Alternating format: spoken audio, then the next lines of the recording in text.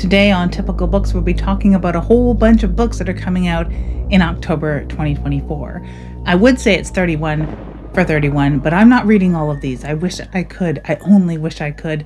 And I know that a lot of you wish you could too. If there's one thing that these videos do is introduce people to a lot of new cool horror books coming out, and it makes you want to buy them. Makes me want to buy them too.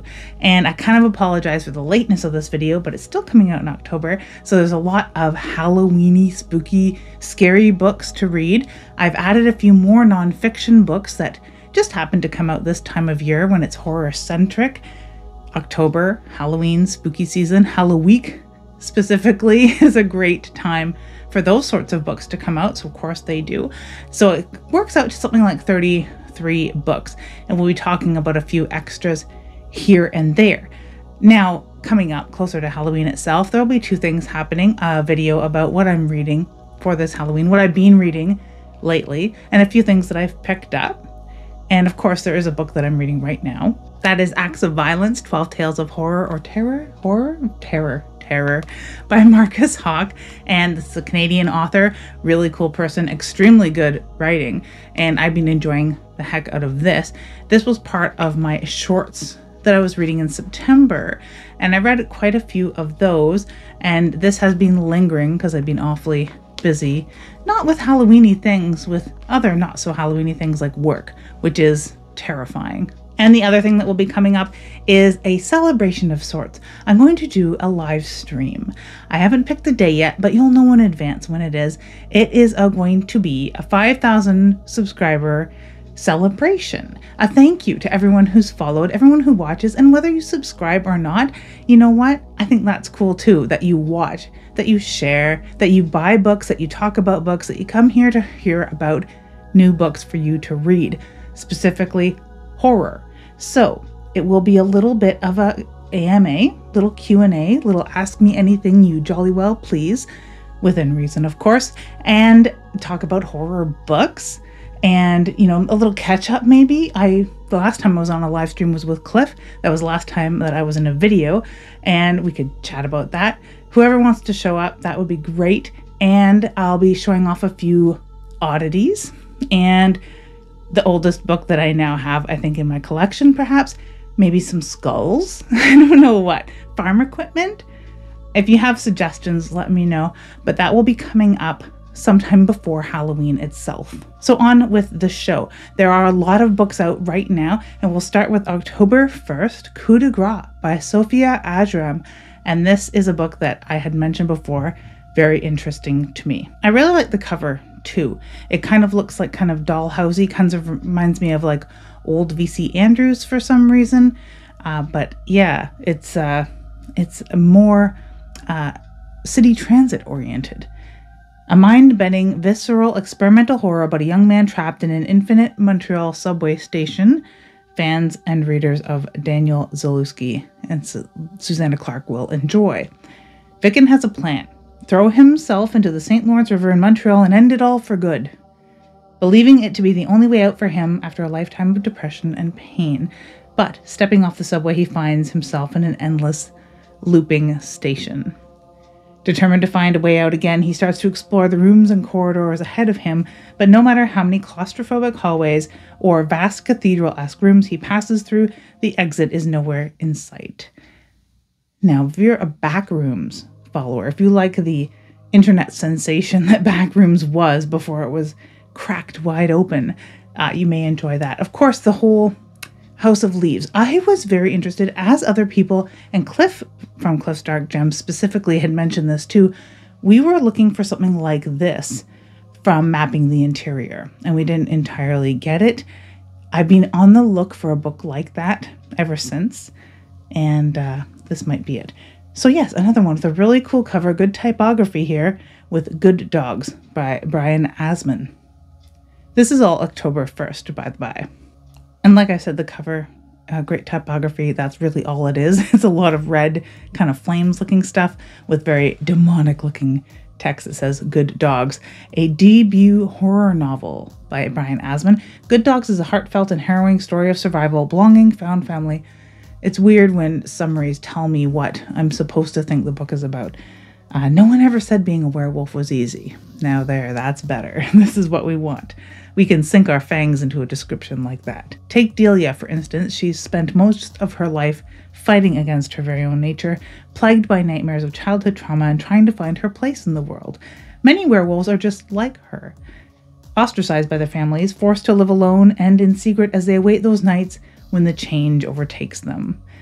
Becoming the den mother to an odd bunch of lycanthropes in Southern California isn't exactly the answer she was looking for, but under the strict rules of the house, they are able to manage the change safely and hunt without endangering their San Diego suburb. I love werewolf stories that talk about the challenges. It's not just the need to feed or the hunt or hiding the secret. It's the intricacies, the planning, if you will, that is involved with managing the change in a modern world. And of course, big names on October 1st, Influencer by Adam Cesar. And you may recall that name by such great books as Friendo, Clown in the Cornfield 1, 2, and 3. 3 is what I'm going to be reading come October 30th. So yes, October 1st, Influencer, a totally different book coming out by Adam Cesar, one I really, really, really want to read. He's a Bram Stoker Award winner, Adam Cesar. It's telling me about the book again in this summary. Alternating points of view about a teenage girl who begins to suspect the charismatic new kid may in fact be a murderous psychopath. As more and more of her friends fall under his influence, her suspicions begin to come across like jealousy. But is she right? And if so, how much more dangerous would he be towards someone who had discovered his secret? I want to know more about this book. I had heard a little bit of him talking about it on a podcast and on his BookTube show, YouTube show. So yeah, I got very interested in it and just the nature of the book, the topic of the book. Influencers are creepy people, and I don't really count myself so much as an influencer because it's sharing my own passion for things.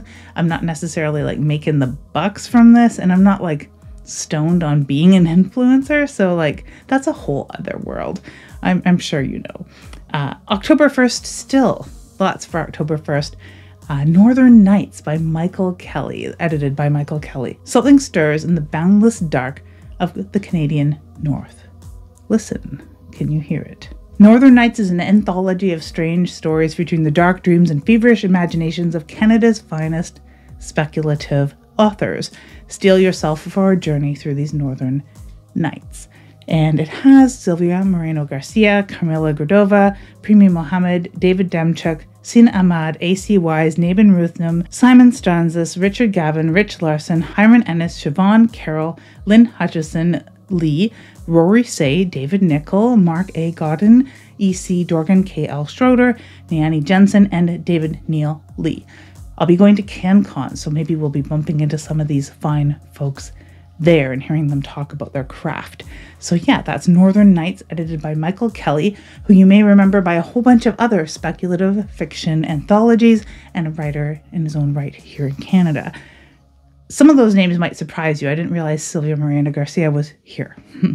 The Bog Wife. This is October 1st, and I love this description. Since time immemorial, the Hadsley family has tended the cranberry bog. In exchange, the bog sustains them. The staunch seasons of their lives are governed by a strict covenant that is renewed with each generation and the ritual sacrifice of their patriarch, and in return, the bog produces a bog wife. Brought to life from vegetation, this woman is meant to carry on the family line, but when the bog fails or refuses to honor the bargain, the Hadsleys, a group of discordant siblings, still grieving the mother who mysteriously disappeared years earlier, face an unknown future. Probably because I grew up near a cranberry bog, and it's just an interesting place, because you think of a bog, you think something like very terrible and slimy and stinky and gross and dark. And a cranberry bog is a little opposite. It's still kind of slimy and stinky. It's a bog. But there are these gorgeous cranberry trees and cranberry berries floating along if you're in the right spot in the right season, it can be a really, really pretty place to visit.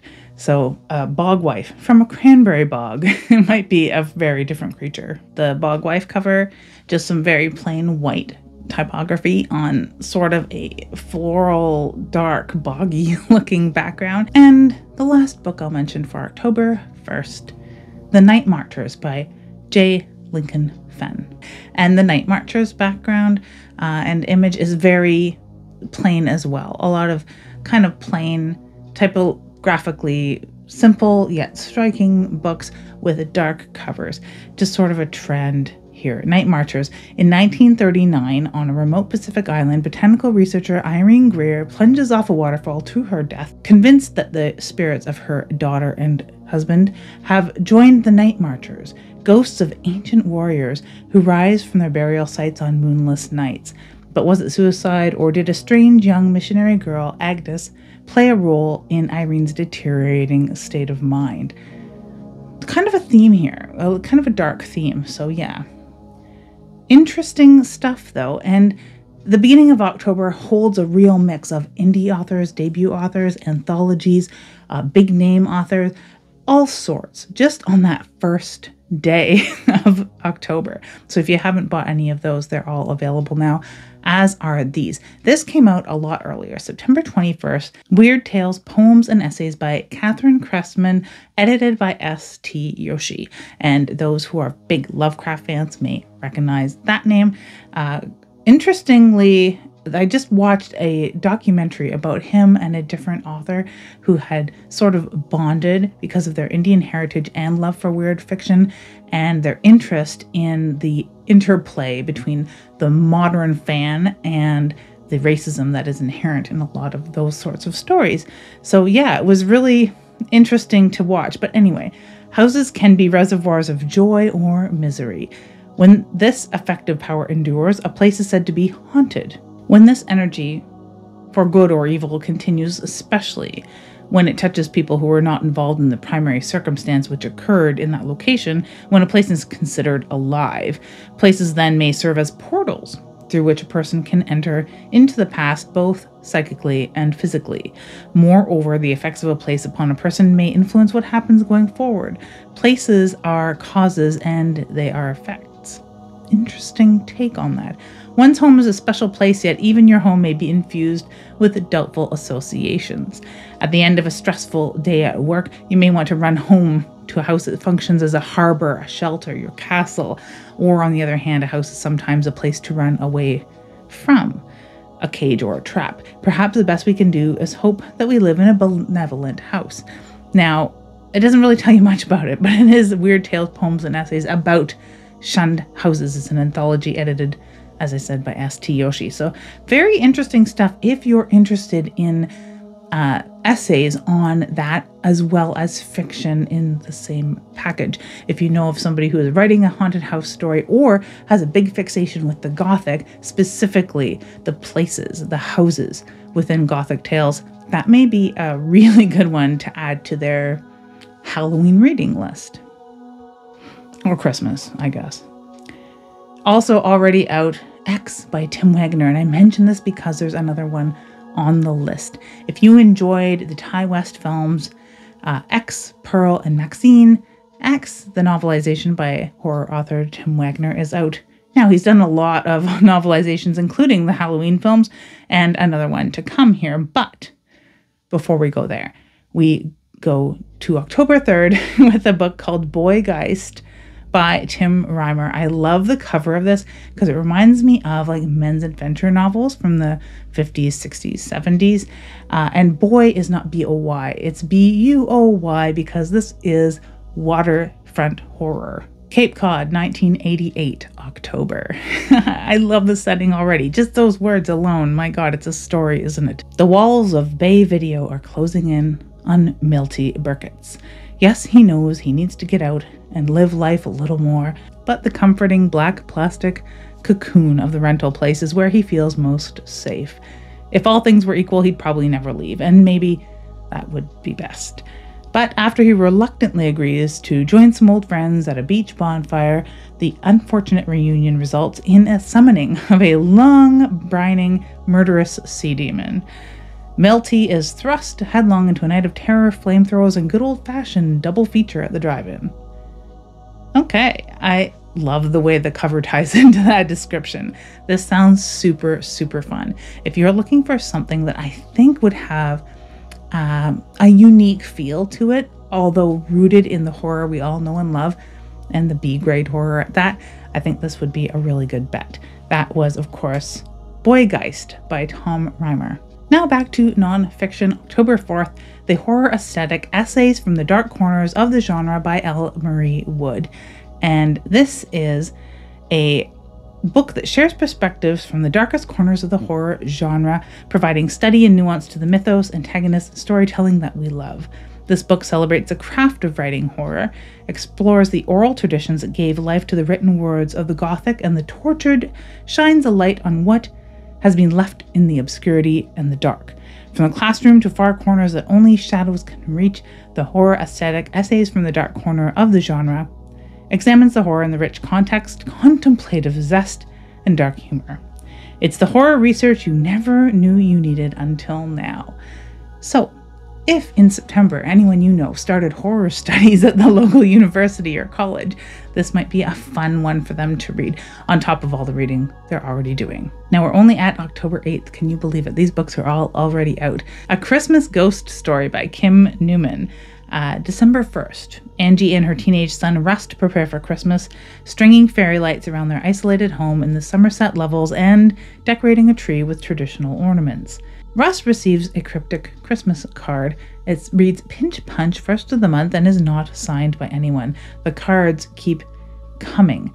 And then Angie recalls a seasonal TV show from her childhood that had similar goings on. It was called The Cards. And though she remembers it really clearly, there's no evidence that this show was ever broadcast. Christmas cheer is gradually poisoned with cruels instead of carols, turkey rotting in the fridge, unwelcome visits from the merciless gentleman and the Jingle Bastards, and Russ becoming increasingly unwell. I am very interested in this for Christmas. I really like the Merciless Gentleman and the Jingle Bastards. I don't know if that is a band or if it is like some sort of there's a frightening troupe, much like all of the different evil demons of Christmas. I don't know, but yeah, Terrifier 2 by Tim Wagner is also out on October 8th. It's already out. You can pick it up if you've watched Terrifier 3 or you know big fans, or maybe someone who would say, I don't like horror movies. It's just too visceral and visual. I want books like this. Then here you go. Novelizations by Tim Wagner are the best, and this covers the Terrifier 2 story. It's been 1 year since the sleepy town of Miles County survived the murderous spree of the demented killer Art the Clown, but little do they know that the nightmare is about to begin anew. Oh joy. If you've seen the movie, you know how it goes. If not, hold on to your hats. October 8th saw a book from a local author here, local to me, from Ottawa, The Black Hunger by Nicholas Pullen. John Sackville will soon be dead. Shadows writhe in the corners of his cell as he mourns the death of his secret lover, and the gnawing hunger inside him grows impossible to ignore. He must write his last testament before it is too late. The story he tells will take us to the darkest part of the human soul. It is a tale of otherworldly creatures, ancient cults, and a terrifying journey from the stone circles of Scotland to the icy peaks of Tibet. It is a tale that will take us to the end of the world. I like that. The cover is amazing too, because it's got kind of like old gothic teenage kind of feel to it with like skulls and stuff. Just very neat. And also very neat, new Ronald Malfi. Ronald Malfi has had a real renaissance of late, not only because of his book Small Town Horror, but just he's a great author and people are discovering him and it's good. It takes about this long, I guess. The Narrows by Ronald Malfi, out October 8th. In the aftermath of a terrible storm, the town of Stillwater, Maryland tries to recover what it has lost. From flooded roads and houses to ruined businesses, the residents of the town begin to clean up and return to normal. In the midst of the clear-up, people begin to see things. Matthew Crawley spies his father in the woodlands above the Narrows, but that can't be possible. Maggie Quentintock nearly hits a child with her car only to find an empty road laying before her, and in the middle of it all, Sergeant Ben Journal is thrust into an impossible investigation. Animals are being slaughtered, their brains systemically removed from their bodies. Something is happening in the town of Stillwater. Something dark and ancient and evil has its grip on everyone. That is a fantastic, fantastic summary. I'm excited to read the Narrows someday. October 15th. All the Hearts You Eat by Hailey Piper. This has gotten quite a lot of buzz as well as their Narrows. And the Narrows has a fairly typical Ronald Malfi Misty cover to it. All the Hearts You Eat has gorgeous typography. I'm not really sure what font is being used here, but I really do like the looks of this book. Most of Hailey Piper's books look really cool. What really happened to Cabrina Bright? Ivory's life changes irrevocably when she discovers the body of Cabrina Bright on the sands of Cape Morning, along with a mysterious poem. How did she die? And why does it seem that she was trying to swim to Ghost Cat Island, the center of so many local mysteries? Desperate to uncover the answers surrounding Cabrina's death and haunted by her own discovery, Ivory begins to see the pale ghost of Cabrina, only to shake it off as a mere hallucination. But Ivory is not alone. Cabrina's closest friends also have a similar apparition, and as they toy with occult possibilities, they begin to unravel the truth behind Cabrina's death. That sounds interesting to me. As does Cold Snap by Lindy Ryan. The cover of this is not your typical horror book fare. It is red and light blue and white, and it has a big moose silhouette on the cover. And it looks, I don't know, it looks like a nature story or something. It's going to be like a autobiography or something like that, but I love cold and winter horror. So here we go. 2 weeks ago, Christine Sinclair's husband slipped off the roof while hanging Christmas lights and fell to his death on the front lawn.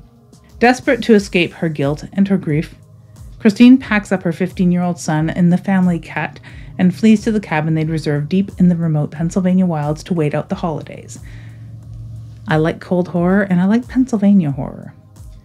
It's not long before Christine begins to hear strange noises coming from the forest. When she spots a horned figure watching them from frozen branches, Christine assumes it's just a forest animal, a moose maybe, since the property manager warned her about them. Said they'd stomp a body so deep in the snow that nobody would find it till spring. That's some neat moose lore. I did not know they would stomp a body so deep into the snow that no one would find it till spring, but I can believe it. They're massive, terrifying creatures. But moose don't walk upright like this shadowy figure does. They don't call Christine's name with her dead husband's voice. I love this. I love that. Summary, I like the cover. It's something different. And typically I'm like, give me skulls, bat wings, black. I want black books, black spines, white text or red, and that's it. You know, I want They Sold Our Souls by Grady Hendrix. That's what book cover I want all the books to look like. But this is neat. I don't know. It'll go with all the other like Darcy Coates books that are black and red. October 15th, we have Door to Darkness by Guy Quintero. Thousands of desperate parents are reporting children across the American Southwest mysteriously entering deep comas. After the FBI are left baffled on this cold trail, the Unholy Slaying Agency takes over the operation, only to discover that the victims' souls have been snatched from their bodies. I did not know there was an Unholy Slaying Agency. Now, Task Force Griffin must launch a daring and extremely dangerous raid into another dimension of existence known to us as the Wonderland. Yet, the insane and addled denizens have taken it to calling it something more ominous, the Pandemonium. Journey with agents of Butcher Team into a world of madness filled with energy vampires, sleep paralysis demons, and much worse. Can you survive entering the door to darkness? I was intrigued by the sheer creativity going on there. Really, honestly, I love psychic vampire stories and I wish that there were more of them. I'm not so big on the bizarro stuff and I feel that this might have some bizarro angles to it, but I really do like intrigue and procedural in a supernatural setting that has no romance. Who knows, it might. But hey, this book might too, but I sincerely doubt it. I Believe in Mr. Bones by Max Booth III, October 15th. And this comes out from Apocalypse Party. Apocalypse Party also published a book by my friend and yours, Juan Valencia, from Plagued by Visions, poking holes. So I like Apocalypse Party. So I believe in Mr. Bones. I also like Max Booth III when he writes. The email subject line reads, "Do you believe in Mr. Bones?" The recipient, Daniel Adams, one half of the Texas small press known as Fiendish Books, co-run with his wife Eileen. Despite being closed for submissions, curiosity gets the best of him, and he takes a look at the anonymous author's bizarre manuscript, only to find himself obsessed with the titular Mr. Bones, a mysterious entity rumored to steal your bones as you sleep, one by one, until he's replaced your entire skeleton with an unknown substance. But is Mr. Bones real, and has Daniel unintentionally summoned him? Or, as Eileen suspects, has he finally cracked from stress and lost his mind? I don't know if this is fiction. I really honestly cannot tell you. You will have to read it and ask Max Booth yourself. I worry that it is nonfiction. In the Mad Mountains, stories inspired by H.P. Lovecraft by Joe R. Lansdale, with a cover by Mike Mignola, which is always a treat. 11-time Bram Stoker Award winner Joe R. Lansdale, who wrote Bubba Hotep, one of my favorite films, returns with this wicked short story collection of his irreverent Lovecraftian tributes. Lansdale is terrifyingly down home while merging his classic gonzo stylings with the eldritch terrors of H.P. Lovecraft. Knowingly skewering Lovecraft's paranoid mythos, Lansdale embarks upon haunting yet sly elaborations of the unknown, capturing the essence of cosmic dread. And if there's anyone that I would like lampooning that, it's him, because A, he's a very good writer. B, he shoots straight in the Western sense and in the literal sense. And, it's not going to be pandering. It's going to be hilarious. It's going to be amazing. So yeah, that's an interesting thing. This is another book too. This next one, October 15th, Rest Stop, a novella by Nat Cassidy. And I think Nat Cassidy wrote Mary, or Depression Bath, if you follow other booktubers. But yes, Rest Stop. Very bizarre, very dark. Some people have read it. I think Ollie had read it at Criminale. So yes, a young musician finds himself locked inside a gas station bathroom in the middle of the night by an unseen assailant, caught between the horrors on the other side of the door and the horrors rapidly skittering down the walls inside. Okay, I am interested in this. I could see this as a film already, just from the description. So on October 15th, which has come and gone, there was Scare Up the Vote. It is on YouTube. I'll put a link down below. I'm not American. I can't vote. I'm not even that interested in politics, but I'm very interested in horror authors, all of the big heavy hitters that they noted that were speaking about politics and horror, I guess, in this particular video. I watched the opening of it, and it's just well produced and interesting. If you want to hear some of your favorite horror authors, some of everybody's favorite horror authors, talk about elections, politics, why you should get out and vote, then tune into that. I'll leave a note down below. But October 22nd. This is another book with a very cool cover. It's sort of surreal, dreamlike. There's a face looking up to, I believe, a cityscape. Just a very dark and gorgeous cover. It like circumvents this whole I like books with houses on the cover, because it's got an upside down house. Very interesting.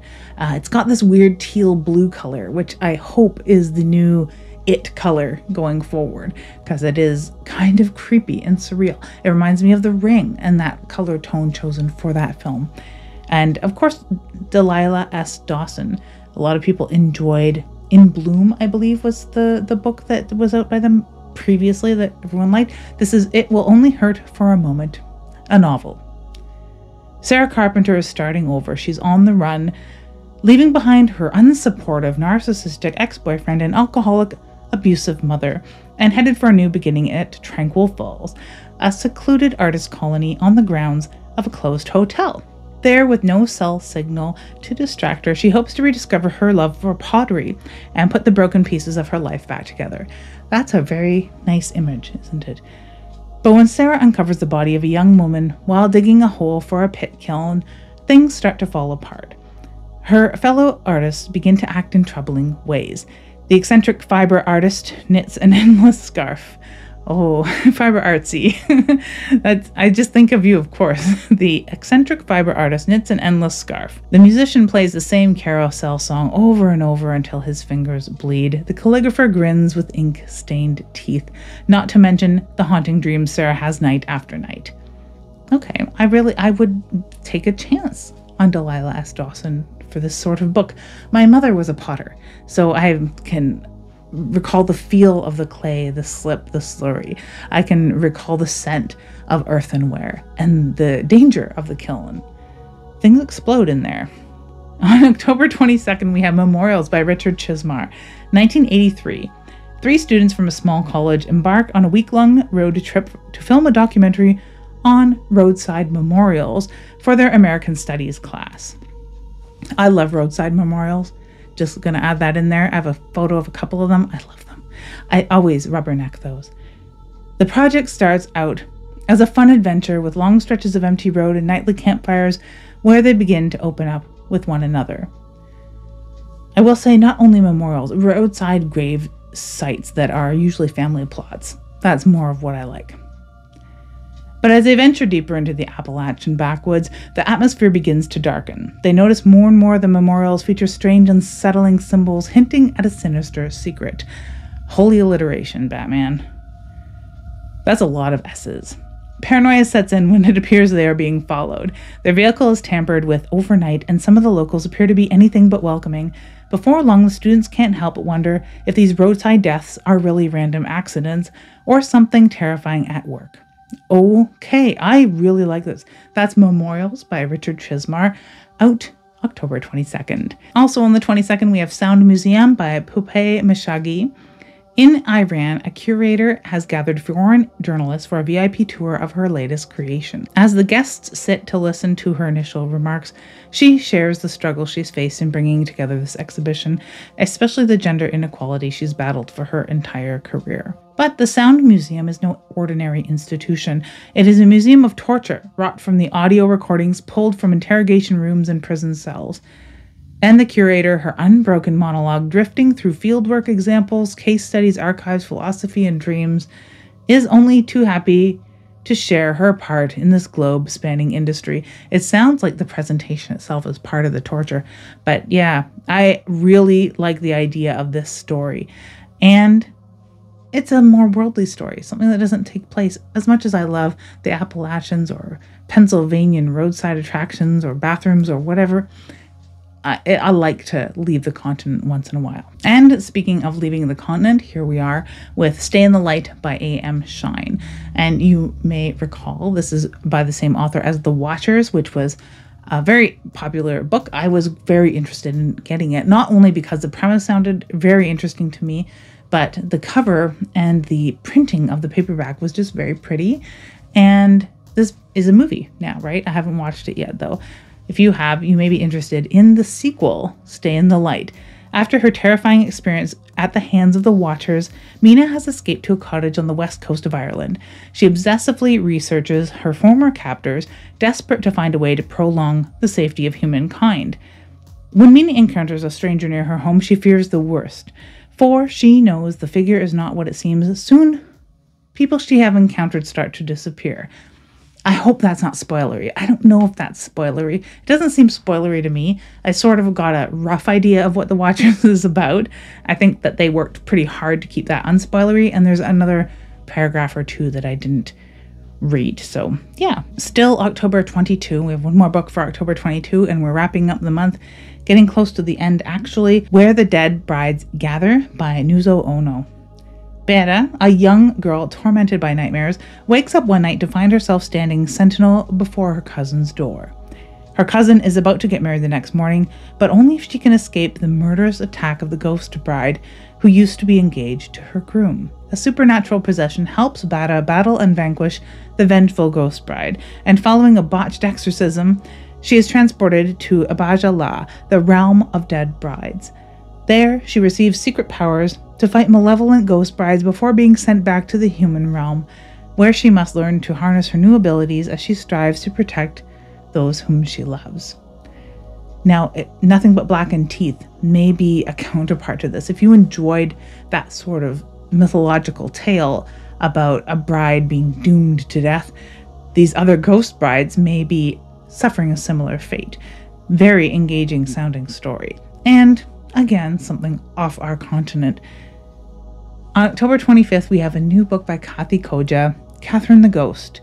Kathy Earnshaw, Catherine Linton, mother-daughter. They never saw each other alive. In Catherine the Ghost, these two young women confront lost captivity, the dark edge of eternity itself, to claim their full existence and share power, with hauntings that escape the page and passion that bleeds them red. Kathy Koja crafts a tale that transcends the material plane as an eerie comfort that ghosts keep, loving long past the grave. This modern gothic punk remix of Emily Bronte's classic Wuthering Heights is a ghost story told from the point of view of Catherine Earnshaw's restless spirit from beyond the grave, with artful interior illustrations and classy French flaps. That's the summary. I'm not making that up. This short novel is a collector's edition that is sure to delight fans of ghost stories. I really, really like Wuthering Heights, and I want to reread it all of the time, but I've got other things I want to read, so this might be a good addition to that obsession of mine. And my fandom of Kathy Koja. October 29th, All These Steps Lead Down by Nelson W. Pyles. I have a copy here.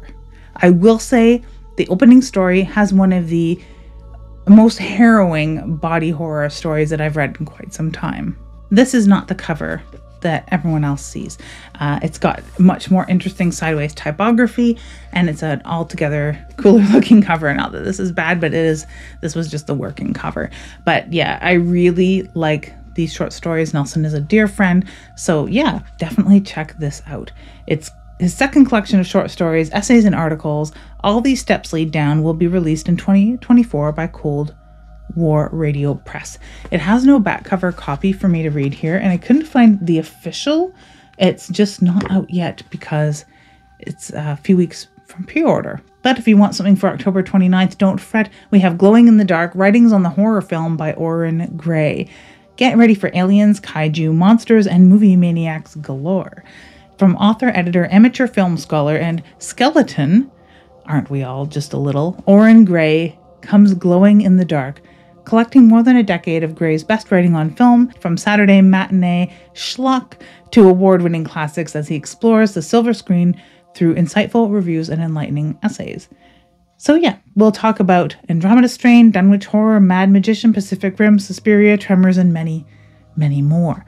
I really like books about horror film. If you don't know, I do have a co-host, Wes Dead Air Knipe, where we talk about horror film every month at least, or every 2 weeks, on Dead Air podcast, part of splatterpictures.net.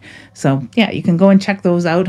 They are linked on my channel as well, and they're linked from my website at Typical Books. But yeah, I'll leave a link down below to splatterpictures.net so you can hear us talk about horror film if you're interested in that too. October 29th, we're getting near the end of this gigantic list of October 2024 books.